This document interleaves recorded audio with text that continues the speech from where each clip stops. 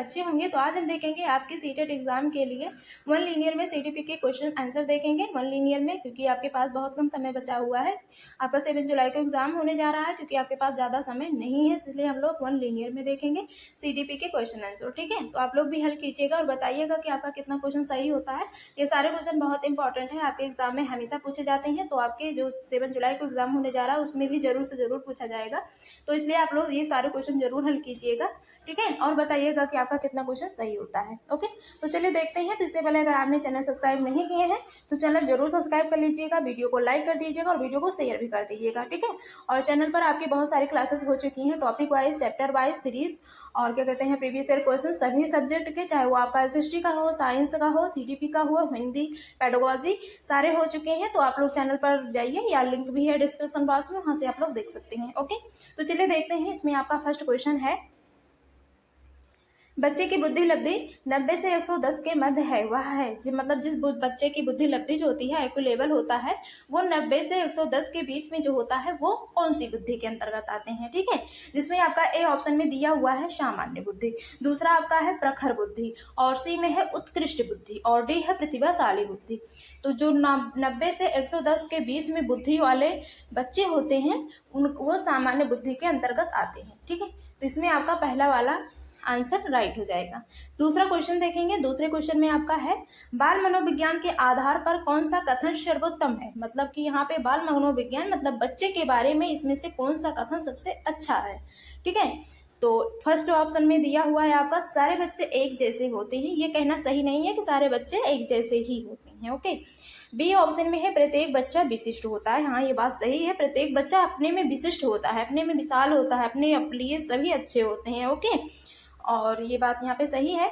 और C option में देखते हैं, कुछ बच्चे विशिष्ट होते हैं। नहीं, ये बात सही नहीं होगा। यहाँ पे कुछ बच्चे विशिष्ट नहीं होते, सारे बच्चे अपने में विशिष्ट होते हैं। ओके, और डी ऑप्शन में आपका कुछ बच्चे एक जैसे होते हैं। नहीं, तो यहाँ पे आपका बी वाला आंसर राइट होगा, प्रत्येक बच्चा विशिष्ट होता है। ओके, नेक्स्ट देख लेंगे।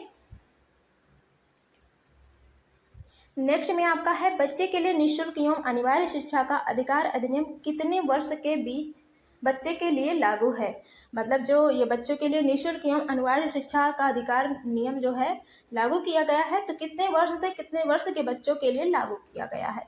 तो ये 6 वर्ष से 14 वर्ष के बच्चों के लिए लागू किया गया है। ठीक है, निःशुल्क एवं अनिवार्य शिक्षा का अधिकार अधिनियम। ठीक है, तो अगर आपसे एग्जाम में पूछा जाए, ये क्वेश्चन हमेशा पूछा जाता है, वैसे आपसे पूछा जा सकता है, वो भी सारे सब्जेक्ट में पूछा जा सकता है। पेडागोजी में आपसे पूछा जा सकता है, चाहे आपका लैंग्वेज का हो या चाहे आपका कोई भी सब्जेक्ट हो, मतलब किसी भी में पेडागोजी में आपका पूछा जा सकता है। ठीक है, इसलिए आप लोग ये याद रख लीजिएगा। तो आपका हो जाएगा 6 से 14 ईयर। ओके, तो यहाँ पे आपका फर्स्ट वाला राइट हो जाएगा। नेक्स्ट देखेंगे, शिक्षक को ज्ञान होना चाहिए। शिक्षक को किस चीज का ज्ञान होना चाहिए। फर्स्ट ऑप्शन में आपका है अध्यापन विषय का, दूसरा है बाल मनोविज्ञान का, सी है आपका शिक्षा संहिता का। ओके, और डी में है अध्यापन विषय एवं बाल मनोविज्ञान का। तो आपका इसमें हो जाएगा जो है अध्यापन विषय एवं बाल मनोविज्ञान का हो जाएगा। जो शिक्षक होते हैं, शिक्षक का ज्ञान जो है विषय का ज्ञान भी होना चाहिए और बच्चों के मनोविज्ञान का भी ज्ञान होना चाहिए। बच्चों के हाव भाव को समझना चाहिए, उनको क्या चीज़ें समझ में आ रही है, क्या चीज़ें समझ में नहीं आ रही है, उनको जिस टाइप से समझ में आता हो वो वाला तरीका अपनाना चाहिए, वो वाली तकनीकी अपनानी चाहिए। ठीक है, तो इसलिए अध्यापक जो होते हैं, शिक्षक होते हैं, उनको विषय का तो ज्ञान होना ही चाहिए जिस भी सब्जेक्ट को पढ़ा रहे हैं, और साथ साथ में बच्चों का मतलब बाल मनोविज्ञान का भी ज्ञान होना चाहिए। ठीक है, शिक्षण शास्त्र का भी ज्ञान होना चाहिए। ओके, तो यहाँ पे आपका डी वाला आंसर राइट हो जाएगा। ओके, जैसे कि कुछ बच्चे होते हैं, उनको मतलब किसी बच्चे को समझाने से समझ में आ जाता है, किसी बच्चे को खेल के माध्यम से समझाओ तब समझ में आता है, किसी को लिख कर समझाओ, किसी को मतलब ऐसे ऐसे कई सारे बच्चे ऐसे होते हैं कि जो एक ही तरीके से नहीं समझते हैं, उनको कई तरीकों को अपनाना पड़ता है। ठीक है, कई तरीकों से समझते हैं बच्चे। ठीक है, तो आगे क्वेश्चन देख लेंगे हम लोग। तो इसलिए यहाँ पे आपका डी वाला आंसर राइट हो जाएगा। आई थिंक आप लोगों को समझ में आ गया होगा। तो नेक्स्ट देखेंगे, आप 4 नंबर क्वेश्चन में है आपका, शिक्षक को ज्ञान होना चाहिए, वही सेम क्वेश्चन रिपीट है। नेक्स्ट देखेंगे, एक बच्चे की बुद्धि और विकास के अध्ययन की सर्वाधिक अच्छी विधि कौन सी होती है? मतलब कि किसी बच्चे की बुद्धि और विकास के अध्ययन के लिए सबसे अच्छी विधि इसमें से कौन सी होगी? तो फर्स्ट में आपका दिया हुआ है मनोविश्लेषण विधि, दूसरा है आपका तुलनात्मक विधि, तो तुलना तो नहीं करना चाहिए, एक बच्चे का दूसरे बच्चे से तुलना तो नहीं करना है, ये सबसे बेकार विधि है।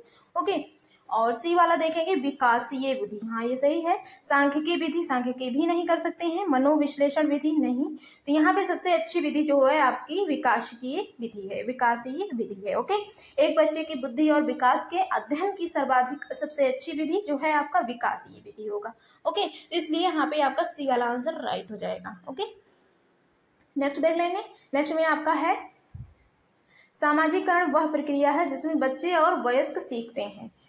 तो सामाजिकरण वह प्रक्रिया जिसमें बच्चे और वयस्क सीखते हैं। कैसे सीखते हैं? परिवार से, विद्यालय से, या साथियों से, या इन सभी से?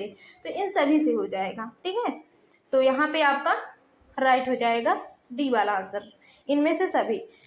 तो बच्चे जो होते हैं वो क्या कहते हैं, परिवार से सबसे पहले सीखते हैं, ये आपका प्राइमरी सामाजिकरण की प्रक्रिया होगी। प्राइमरी में हो जाएगा, सेकेंडरी में आपका हो जाएगा सामाजिकरण, आई थिंक यहाँ पे विद्यालय से, साथियों से, ये सब हो जाएगा। ओके, तो इसलिए यहाँ पे आपका क्या कहते हैं, डी वाला आंसर राइट हो जाएगा। ओके, नेक्स्ट देख लेंगे। गार्डनर ने 7 बुद्धि का अधिमान निर्धारित किया, इनमें से कौन सा नहीं है? मतलब कि आपको पता ही हार्वर्ड गार्डनर ने जो है 7 बुद्धि का सिद्धांत दिया हुआ है, 8 बुद्धि का सिद्धांत दिया हुआ है, और इसमें से कौन सा नहीं है? तो इसमें से भावात्मक बुद्धि तो है, आपका अंतर वैयक्तिक बुद्धि भी है, भाषात्मक बुद्धि भी है, ओके, स्थान संबंधी बुद्धि भी है, लेकिन भावात्मक बुद्धि आपका नहीं है। ठीक है, इसलिए यहाँ पर आपका भावात्मक बुद्धि हो जाएगा। ठीक है, हार्वर्ड